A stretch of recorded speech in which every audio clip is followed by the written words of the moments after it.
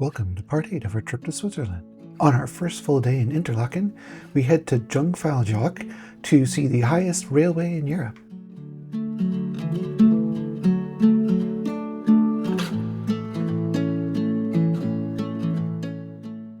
We started our day with a walk to the local bakery for breakfast. Right outside the bakery, we saw these hummingbirds on the flowers. Didn't do a very good job of taking the video, but it was pretty cool anyways. The bakery seemed to be a place that locals went, as everything was in German and the bakery staff didn't speak any English, so I'm not quite sure what we got for breakfast other than it was pretty good and we were happy to go back the next day. After breakfast, we walked back across the river and the railroad tracks to our room, grabbed our stuff and jumped on the next train to Grindelwald.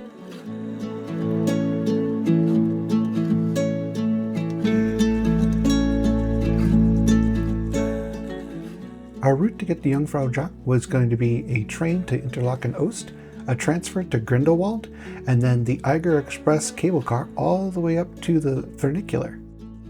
We saw the funiculars in the Museum of Transportation video, but just to give you a recap, they're like a small train that's kind of like a roller coaster that gets pulled up a hill. It's very steep and has slanted seats inside so that you could sit at an angle.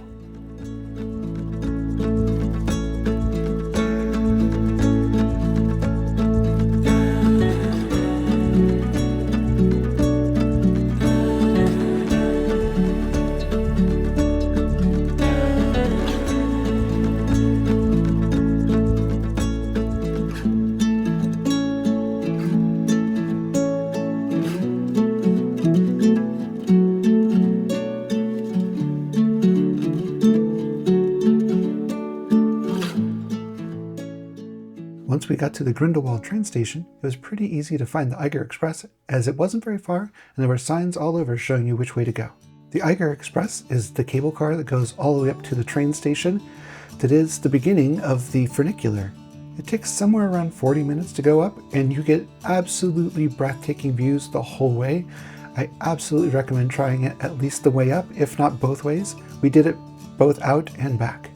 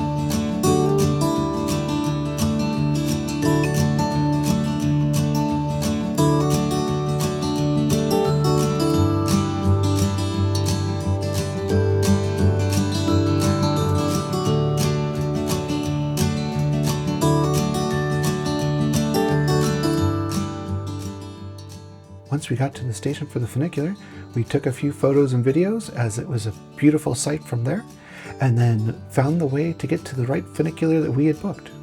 We don't have any video inside the funicular because it's a very cramped space inside, and we were basically trying to just fit our feet in with other people's feet sitting across from us, and we didn't feel like it was a good place to record as it was dark the whole way except for a single stop, and it was super crowded. Since we weren't quite sure where to go when we got to the top, we decided to follow the Discovery Tour sign.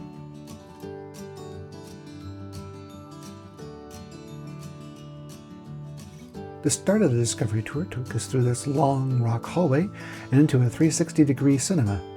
Since we were eager to see the views outside, we didn't spend very long in the cinema and just headed straight for the elevator to the Sphinx Terrace.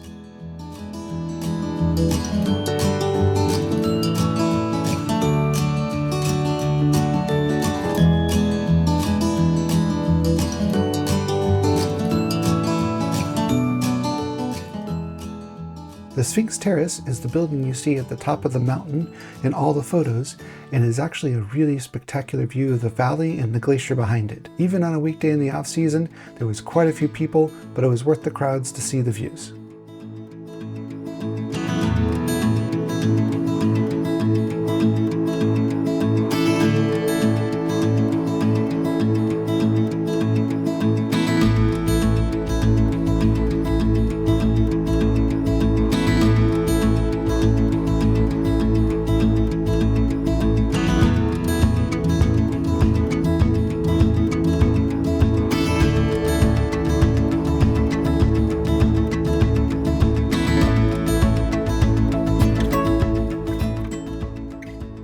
saw some people hiking and tubing down below us, and we were thinking we could go ahead and do this.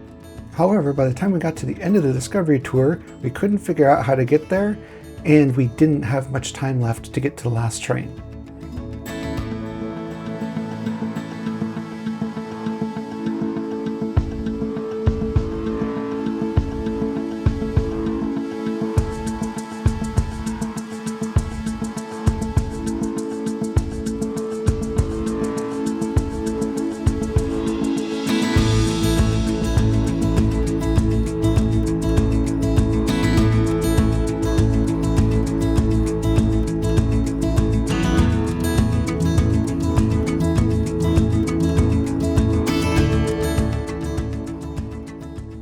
Once we were done taking photos of the Sphinx Terrace, we followed the Discovery Tour signs and ended up in this hallway.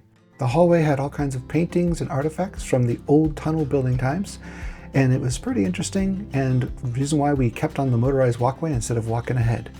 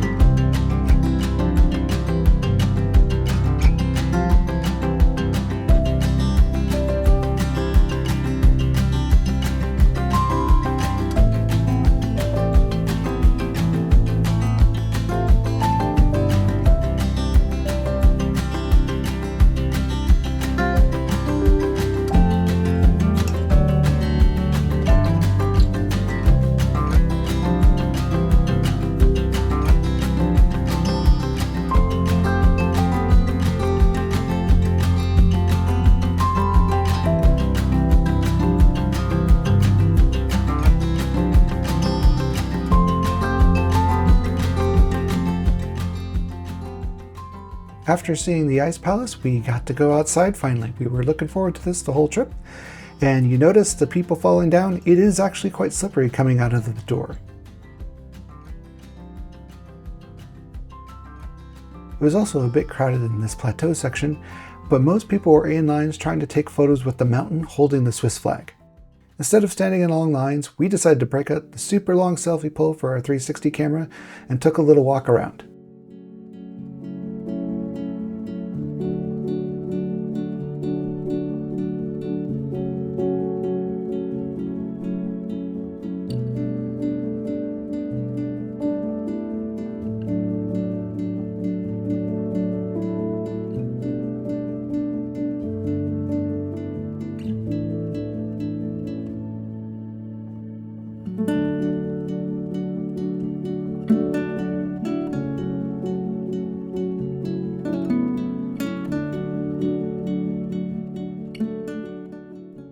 After a bit of walking around, we took a selfie with the Sphinx Terrace in the background.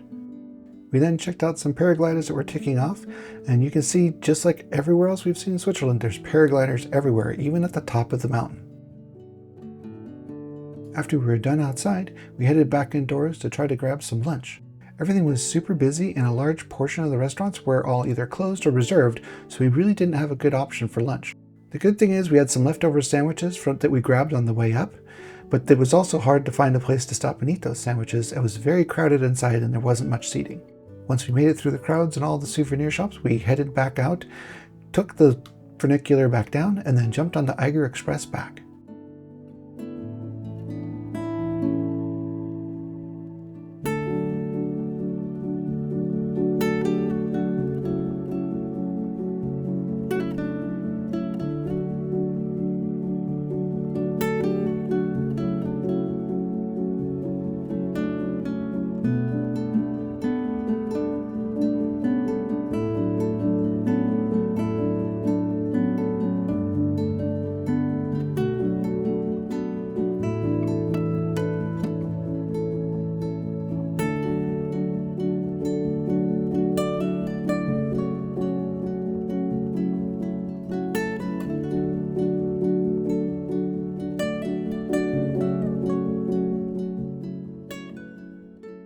Once we were back in Interlaken, we decided to go get some Indian food, as a lot of the folks locally there were Indian, and we thought it would be good food.